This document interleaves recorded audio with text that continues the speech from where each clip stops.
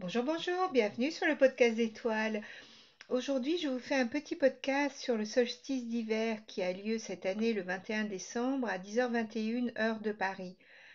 Parce que le solstice, c'est toujours un moment important et il marque un moment de bascule majeur dans l'année astrologique. Ce moment où le soleil atteint 0 degré du Capricorne est bien plus qu'une simple transition saisonnière. En fait, c'est une porte sacrée, un espace où le temps semble suspendu qui offre un alignement énergétique puissant pour méditer sur nos intentions et nos choix à venir. Vous savez, le solstice, c'est le moment de la nuit noire où la lumière commence à réapparaître. Les civilisations anciennes en avaient une profonde conscience. Elles célébraient ces instants où les voiles entre les mondes deviennent plus fins et qui rendent possible une connexion spirituelle accrue.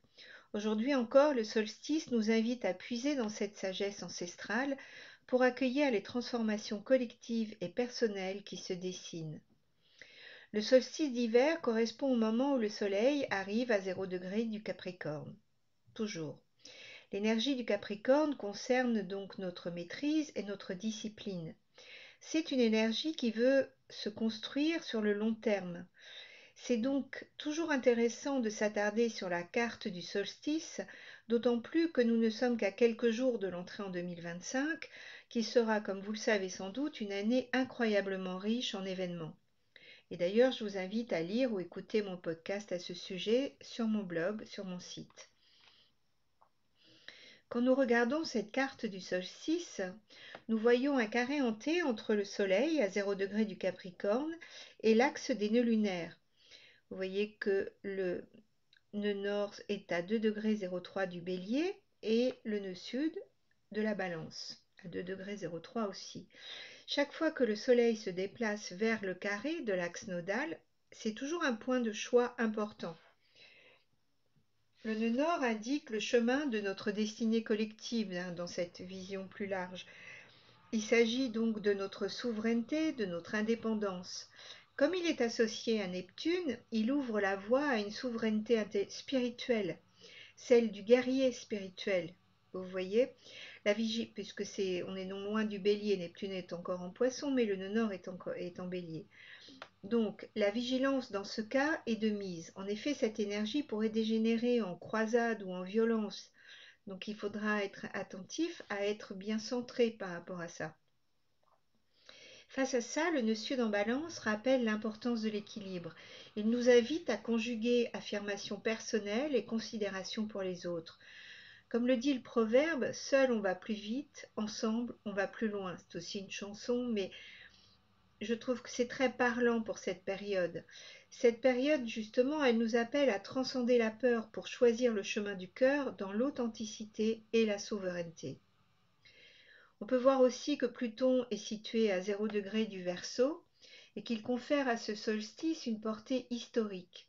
En effet, depuis le 19 novembre, Pluton est entré définitivement dans le signe du Verseau et il y restera jusqu'en 2044. Cet emplacement nous rappelle la grande conjonction de 2020 qui a eu lieu à 0 degré du Verseau entre Jupiter et Saturne. Et cela marquait le début d'un cycle de 200 ans dans les signes d'air. Cette conjonction, elle a introduit un nouvel état d'esprit axé sur la liberté, les droits de l'homme, les révolutions sociales, les innovations technologiques et des temps de bouleversement des paradigmes en général. Donc vous voyez, il y a cette grande conjonction qui démarre un cycle de 200 ans et si vous écoutez le podcast que j'ai fait pour l'année 2025, vous voyez qu'on est aussi au début d'un nouveau cycle de 200 ans sur d'autres points. Donc on voit vraiment qu'on est au démarrage de quelque chose de nouveau. Il y a un autre aspect significatif de cette carte, c'est le carré en T mutable entre Jupiter en Gémeaux, Saturne en Poisson et la Lune en Vierge. Ce carré, il met vraiment en évidence les tensions entre la recherche de vérité, la capacité à digérer les informations, le côté vierge donc justement, et le rappel à la réalité imposée par Saturne en Poisson. D'ailleurs, ce carré Saturne-Jupiter représente le premier point de test pour la conjonction Saturne-Jupiter du solstice du 21 décembre 2020. Pourquoi je dis ça? Parce qu'après une conjonction, on regarde toujours le premier moment où il y a un carré, le premier carré qui va manifester ce qui a émergé lors de la conjonction. Donc, qu'est-ce qui se passait le 21 décembre 2020? Ça correspond à la période des premières vaccinations contre le Covid-19 et toutes les informations qui ont émergé à ce moment-là. Ensuite, nous avons eu le premier carré exact entre Saturne et Jupiter, donc le 19 août 2024. Et cette date, elle coïncide avec la déclaration de l'Organisation mondiale de la santé, l'OMS, qui a classé l'épidémie de variole du singe, Mpox, comme une urgence de santé publique de portée internationale. Je ne sais pas si vous vous rappelez, moi je me suis dit, oh, qu'est-ce que ça vient nous rappeler tout ça. Maintenant, évidemment, tout cela s'est évanoui, et heureusement d'ailleurs, mais gardons cela en tête car le prochain carré exact est prévu pour le 24 décembre et il y en aura un dernier le 15 juin 2025. Ce sera très intéressant de voir ce qui va émerger à ces moments-là. Mais peut-être on peut regarder qu'est-ce qui s'est passé pour nous le 19 août 2024 qui va potentiellement se représenter donc le 24 décembre et le 15 juin.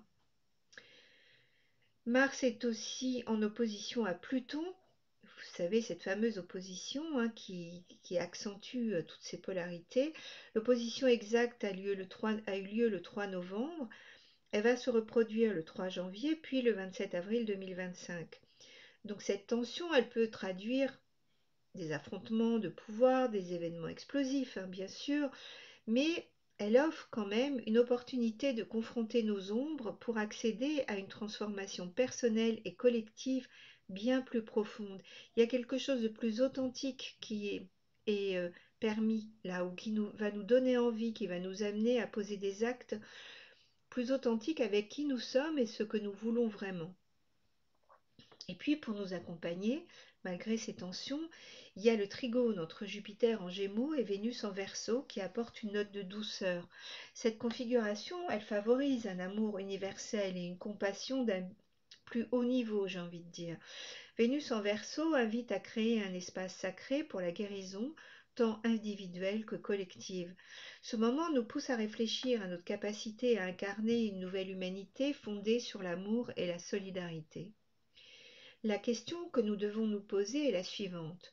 Choisissons-nous la voie du cœur? C'est la question de ce solstice. Choisissons-nous la joie, la gratitude et la paix? Alimentons-nous chaque jour avec cette énergie? Vous voyez l'importance du quotidien, d'ancrer cette décision au quotidien.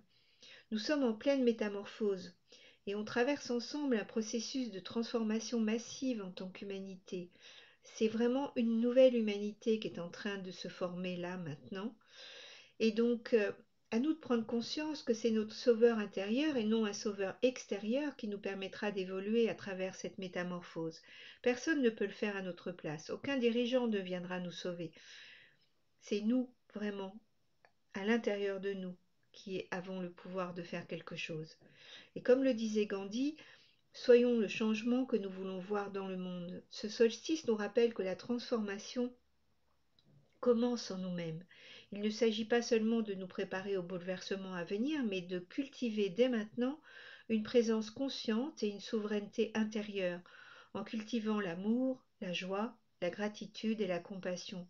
On va pouvoir à ce moment-là participer activement à façonner un futur beaucoup plus lumineux. Donc 2025 s'annonce comme une année riche, dynamique, voire historique, mais elle dépend aussi de nos choix présents.